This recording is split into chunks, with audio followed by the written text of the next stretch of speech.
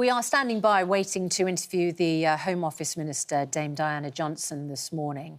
There is going to be a knife crime summit today, but of course the big issue that the government is facing this week, and frankly since they made the announcement, is on a winter fuel allowance. So until she arrives, let's talk to the Mail's Andrew Pearce and the Mirror's Kevin Maguire. We normally talk to you right at the end of the programme, but we have been inundated. Let's have a look at this. These comments from you, the viewers. Neil, Starmer doesn't want us to reach pension age, and if we do, he doesn't want us to live long. Sees us as merely an unnecessary cost to the government. What he seems to forget is we pensioners have paid into it most of our lives. Anthony on email, what a joke. Keir Starmer gives a 20% pay rise to train drivers on £65,000 already, but takes the winter fuel payments away from pensioners who could freeze to death this winter. Andrew, stopping the winter fuel allowance is a right dirty move from Keir Starmer. Dolly Day on X, Keir Starmer has betrayed pensioners. He wanted their votes, but he lied to them. There were so many ways he could have recouped funds. Diana on email, I am a senior citizen and voted Labour all my life. I will never, ever vote Labour again. Bring back the Conservatives. I never thought I would ever think that. This is a big issue. It's huge and it's a complete spectacular own goal by Labour. It wasn't in the manifesto and it's pernicious and it's nasty. I knew it the minute I heard it. Train drivers on getting 20% and it's below inflation over the years. But nevertheless, there's two problems here. One, it's the wrong move because it's clearly angered pensioners and a lot of others. But the second one is it drowns out everything else the government is doing that is good. The Knife Crime Summit. So Policing Minister Diana Johnson joins us now before the Knife Crime Summit being held with the Prime Minister today in Downing Street. Yeah. Is she there? There we go, right. Hello. Hello. Hello, how are you, Dame Diana Johnson? Thank you for joining us this morning. Right, we're talking about... Obviously, the Knife Crime Summit, we'll come to that in just a moment. But we want to talk about this winter fuel allowance scandal, frankly. We are inundated with people saying that it's a terrible decision. It's not a decision that a Labour government should have made. How do you justify it? I think it is a really difficult decision. I agree with that. And if I just tell you from my own perspective, I'm a Home Office Minister. And in the Home Office, we found a black hole of £6.4 billion that hadn't been accounted for by the previous government in terms of how they were going to pay for it. When you know that the Chancellor then has to look across all of government and look at the black holes that are in each department, and she said it's £22 billion overall, I think that's why really difficult decisions are having to be made. OK, so can I just ask, at what point in your thinking did you think we will target the oldest with the lowest, apart from those on pension credit, with the lowest incomes? What was the thinking that you would then ask pensioners to give back between £200 and £300? Well, clearly winter fuel allowance is not a targeted benefit at the moment. It's given to all pensioners. Yeah. And I think one of the issues is about how you make sure that the most vulnerable, the poorest, are getting access to the support they need. But the problem is, Diana Johnson, that Steve Webb, the former Pensions Minister, says there will be close to 1 million pensioners who are living below the official poverty line, who don't qualify for the pension credit, and therefore they're going to lose this money. So we're not talking about rich pensioners, we're not talking about middle-income pensioners, we're talking about poor pensioners who are being asked to pay first to fill in the black hole. Yeah, and I'm not shying away from the fact this is a really difficult decision. I do want to say, though, on pension credit, there are many pensioners who are not claiming that, who should claim it, which would then passport them through to getting the winter fuel allowance when it becomes a targeted benefit. And also, you'll know that the Labour government is committed to the triple lock on pensions, so the pension will rise each year. I think it's really important that we recognise this is a difficult decision, as I've said, I think 3 times now, not an easy one for anybody, but the Chancellor, having looked across government, government looked at the state of the economic inheritance that we have, has put forward this proposal, but to support the poorest and most vulnerable. And also, we know that generally across government, there is an attempt to deal with high energy bills, and we've got the creation of GB Energy to help in the long term with that, and also work around insulation of properties. But you said, Diana Johnson, you said 3 times it's a difficult decision.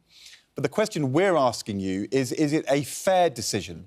Is it fair for pensioners in poverty who don't qualify for the pension credit to be the people who are asked to pay to fill in the black hole when you're not asking anybody else?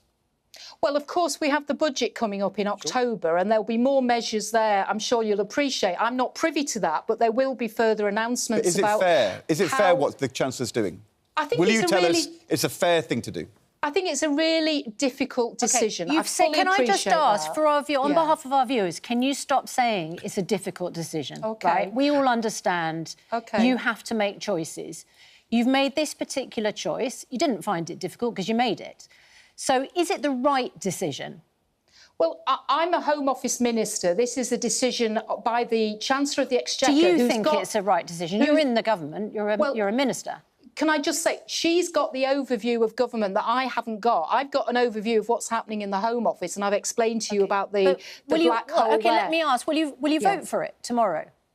I will reluctantly have to vote for it, yes. So you think it's the right decision, then? I recognise that we are making some really difficult decisions because of the inheritance of the last 14 years. I am going to say on behalf of the... Can you stop saying it's a difficult decision? It's a hard decision. It's a really hard decision. OK, is it the right decision? That's the question. You're voting for it tomorrow, so you must think it's the right decision. Because if you thought it was the wrong decision, you would vote against it. Well, look, I'm a member of the Labour government that's been in power for 10 weeks. The Chancellor, who's had a good look at the books, has identified £22 billion worth of a black hole that needs to be filled. The Prime Minister has said very clearly we are going to have to make some really difficult decisions to get the economy back on its feet. This is the first one, and it's hard and difficult and not what I want to do, but we are going to have to do this, it seems to me, if we are serious about what the Prime Minister has said about being a responsible government, getting the economy back on its feet, and being a government that takes those hard decisions early on. Can I just... back in 2005, you said, as MP for Hull, pensioners can save hundreds of pounds on their heating costs every year thanks to the winter fuel payments that the Labour government introduced, opposed by the Liberal Democrats and Tories, you said. Pensioners who have worked hard all their lives deserve every penny they get. Decent heating is not a luxury, but can be the difference between life and death. What's changed that you are now going to vote tomorrow to get rid of that payment? Well, can I be clear? I'm not getting rid of the payment. We're targeting it on For millions of pensioners, you are getting rid of that payment. And we're not talking about wealthy pensioners. Ed has just pointed out a huge number of them are below the poverty line. You yourself have identified that almost a million of them are not in receipt of pension credit because they don't claim it. No, and that's one of the things that I'm really keen that we do, to make sure that the poorest, the vulnerable pensioners who are entitled... What's changed since you wrote on your website that they deserve every penny? Well, of course, if you remember back in 2005 and before that, there was a real problem with the pension. It had not kept track of inflation and everything else. We had a lot of more poverty in pensioners then. This was a scheme that was introduced. It was not targeted. It was for all pensioners. It was the right thing to do then. But I have to say to you again, where we are now, the inheritance that we've had after 14 years of Tory government means these tough decisions are having to be taken. And I know you don't want to hear that it's a difficult decision, but it is. And I know for my colleagues and myself, I've had lots of representations, lots of emails, lots of people contact me about this. So I realise how hard this is. I think the problem, Diana Johnson, that our viewers aren't saying that it's an easy decision. They accept it's a difficult decision. What they don't understand is why the difficult decision is not to tax people on higher incomes or ask companies to pay more, why the first port of call for people to make a bigger contribution is middle and low-income pensioners. That's what they find baffling. Can I just ask you, if the Chancellor, she said she doesn't want to do this, the Prime Minister says, I don't want to do this, if the Chancellor discovered in the next week, unexpectedly, she had found £1.5 billion she didn't know she had, and she announced, I'm going to use that money instead and keep the winter fuel allowance for everybody, what would your reaction be?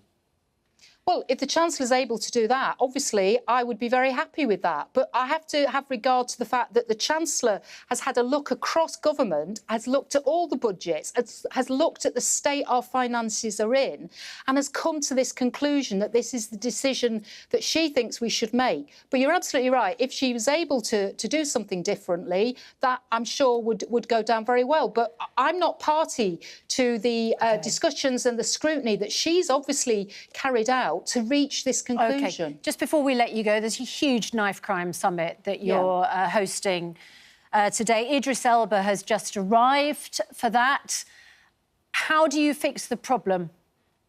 Well, I think today is the first step in bringing everyone together, the activists like Idris Elba and families who've gone through absolute trauma when they've lost loved ones through knife crime, to look at what's working now, excuse me, to look at the evidence of what works and to hold the government to account for what we've said in our manifesto, excuse me, which is about halving knife crime within the next decade. And there are steps we're taking already, bringing in the zombie knife ban in the next few weeks, working on how we can close the loopholes in online sales to under 18s of knife sales. So there's various practical things we're doing already.